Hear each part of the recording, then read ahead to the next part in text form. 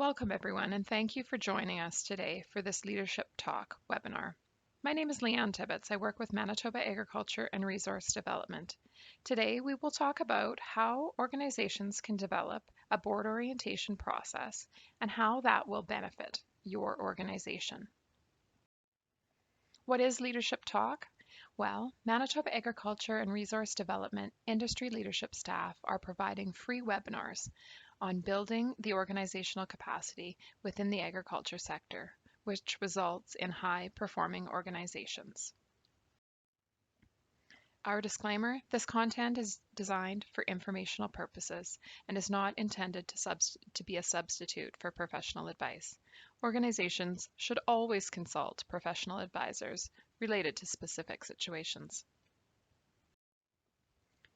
The topics we will cover today in this webinar are the benefits of board orientation, who should be involved, the orientation two-step process, which is designing a package of information and organizing a meeting, strategies to increase success, and we will talk about some resources and tools. A board orientation process provides board members with the information and training that is required to understand the purpose of the organization, how the organization is structured, how it functions, and what the new board member roles and responsibilities include. When I ask organizations what type of orientation process they use, the responses do vary. I hope you find this information practical and that all organizations are motivated to put a board orientation process together following this presentation. New board members typically have a desire to succeed, but they can be anxious about their role, nervous about meeting new people and living up to the board's expectations, uncertain and scared because they don't know what to expect. Others will be excited about new challenges and the opportunity to learn, or energetic and motivated to interact with others in their sector. Help new board members feel comfortable to ask questions during the orientation and beyond. Set the stage in a fun manner, provide leadership, be professional, and motivate them to want to be part of your team. A comprehensive orientation process can set the stage for success. All organizations should have a board orientation process.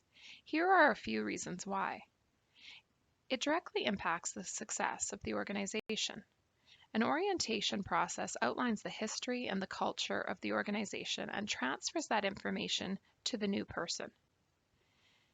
It helps to communicate expectations of a new board member. A comprehensive orientation shortens the learning curve.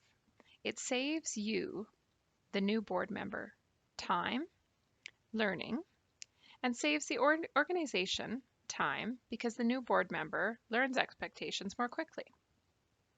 It also saves the organization money because the new board member will receive this training and information up front. They will then know how to be part of the organization and how to be productive within board meetings. Orientations help to link strategic planning with budgets and decision making, and it helps to ensure that the organization has the infrastructure and the capacity to carry out its mission and its activities. So there is effective use of resources. All these components help to engage new board members and foster positive relationships from the start.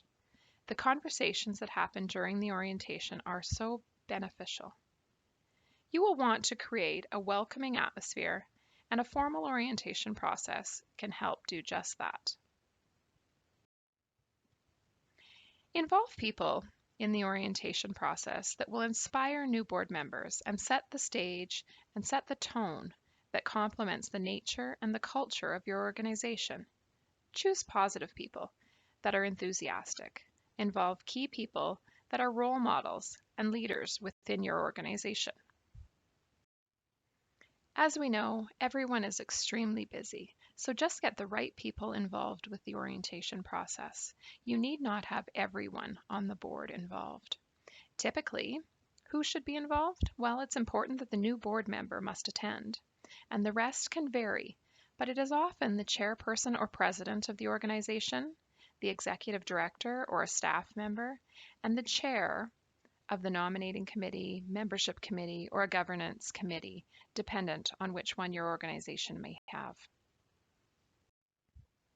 The length and the complexity of the orientation process is dependent on the state of your organization and the knowledge, skills, and experience of the new member or director joining your organization. If they have served on a variety of boards, then the orientation may be different than if it is a new board member who is serving for the first time as a director. The board must determine what the right length and format are based on the organization's needs and the needs of the board member. Sometimes an orientation can take a few hours, and others are a few days in length. Smaller organizations sometimes have shorter orientations. If there is a lot of change within your sector, or a change in mandate or financial uncertainty within your organization, that may require you to offer a more detailed orientation to a new board member. If directors are spread across the country because it's a national organization, you may meet online using technology to deliver your orientation in a more efficient way. If a board member has volunteered for the organization for years and knows the history and length, well, the orientation process will then vary. Determine what your new board member needs and provide an appropriate orientation to match their training needs. When the orientation is provided really depends on the organization. Follow the recommendations outlined in the organization's policies and procedures. After a board member officially joins the organization, for example, if they join at the AGM, then the orientation should happen following that election process. If a board member is joining an organization midterm, then the orientation should follow quite quickly. We encourage organizations to try to ensure that the orientation happens prior to the new board member's first board meeting. Some organizations will have an introductory orientation or a brief discussion with a potential new board member before the AGM to provide an overview and outline board member responsibilities, but the formal orientation should take place following the AGM. Regardless of the format or timing of your orientation, inspire new board members, motivate them, and make the orientation process professional yet engaging and fun. Have a clear purpose for your orientation and follow a plan. There are two components to an orientation process: a package of information, which is provided to the new board member for their own personal review, and a meeting, which is an in-depth conversation about the organization. The package of information is often referred to as a board orientation package or a board manual. Some organizations will call it Welcome to the Board Kit, a new board member manual, or an orientation handbook. There are several titles given to an orientation package, and there is no one right or wrong name. This package of information is the main tool that's used to orientate the new board member. Regardless of the format, whether it's electronic, in print format, or it may be accessible from a members-only section of the website, it must be up to date. The information must be easy to locate, and it must be in a format that has a table of contents or use dividers or clear sections. It must be user-friendly and easy to follow. If it is easy to use, new board members will use it and reference the document frequently. Ensure the package has a professional look. It must be polished. Have others proofread the document and catch grammatical errors, omissions, or spelling errors. Leave a copy of the package with the new board member. You want that person to go through the package completely. Ask them to read it from front to back as soon as they agree to join the organization, and have them keep it, review it, and reflect on that information when they have questions or when they need additional information. When you start to put an orientation package together, think about what someone needs to know about your organization. This is an example, and there's a template of a board orientation package on our industry leadership website, and the link is provided at the bottom of the slide. A binder and a handshake to welcome a new board member just isn't enough. The second phase of the orientation process is the meeting. This meeting is very important. It is the process where relationships evolve as new board members get to know the organization and its people, and vice versa. New board members should have already gone through the orientation package or the manual ahead of time. They should be familiar with that print content. When you get together face-to-face in person or online, if the person is not able to get together in person, have a discussion and highlight some of the critical information from the orientation manual, but refrain from going through it page by page, line by line. Talk about the legal structure. Members should know if the organization is incorporated, if it's a registered charity. If so, is the charity in good standing? Is the organization up to date on its filings? These are all things new members should know before joining an organization. Review important documents and agreements. Have individuals sign board member agreements, confidentiality forms, conflict of interest policies, codes of conduct, which will clearly outline the expectations of new directors.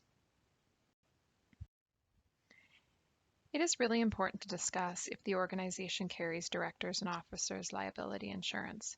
Talk about whether the organization has an indemnification clause or a policy in place. That will be in your bylaws or constitution or a policy document.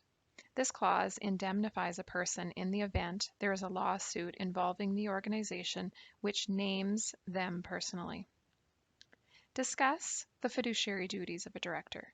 A fiduciary is an individual that has a legal duty to act on behalf of another, in this case, on behalf of the organization. Remember, there are two main fiduciary duties: duty of care, where the director is required to act with a certain level of skill and to be informed, and the duty of loyalty, which requires directors to act honestly and in good faith, having the best interest of the organization in mind, above personal interest. If the organization has required training on board governance, meeting management, or being a board member, please discuss that with the new board member. Outline when that training will be held and the expectations around having all new board members attend.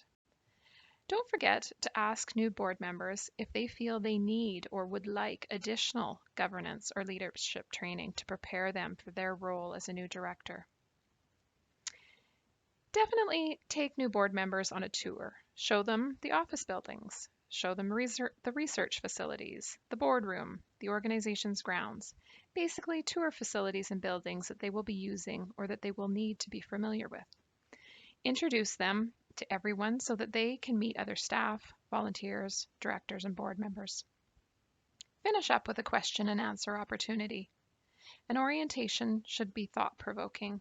Ensure they know that you are there to help them along the way.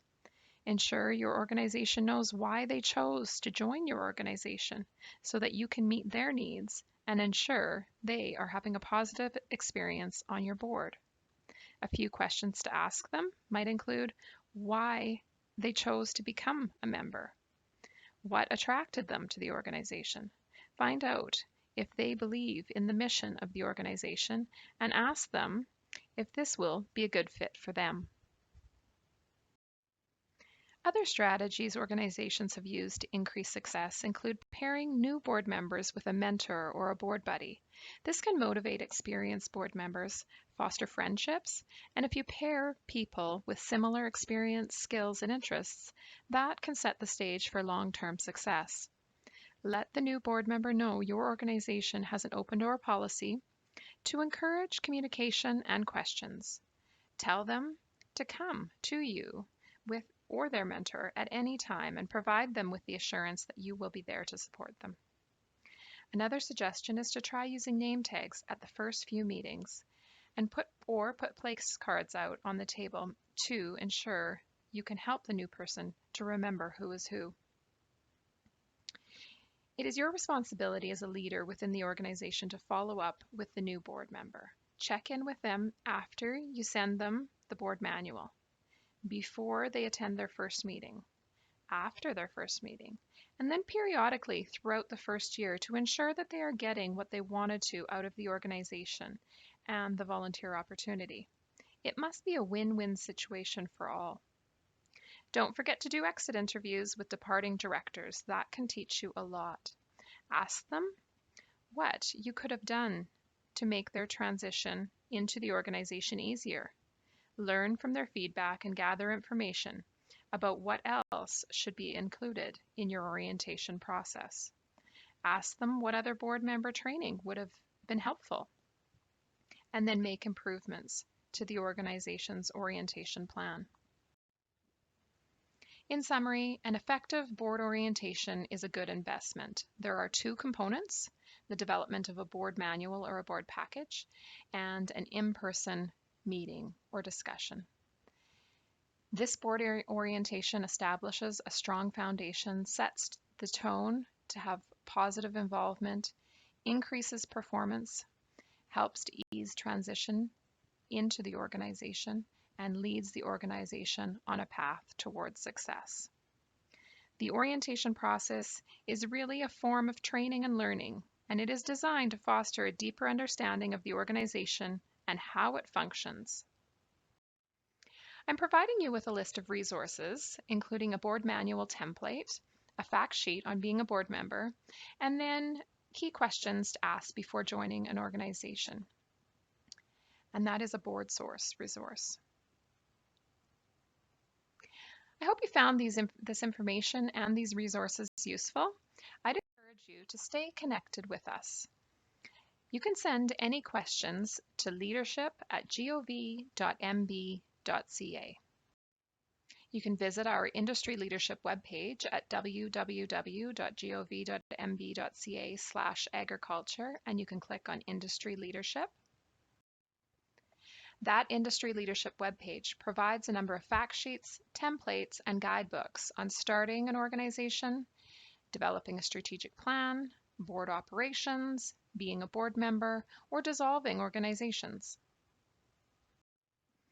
Please join the conversation with Manitoba Agriculture and Resource Development. Subscribe to our newsletter, visit our website, call our general inquiries number, watch some YouTube videos, or follow us on Twitter.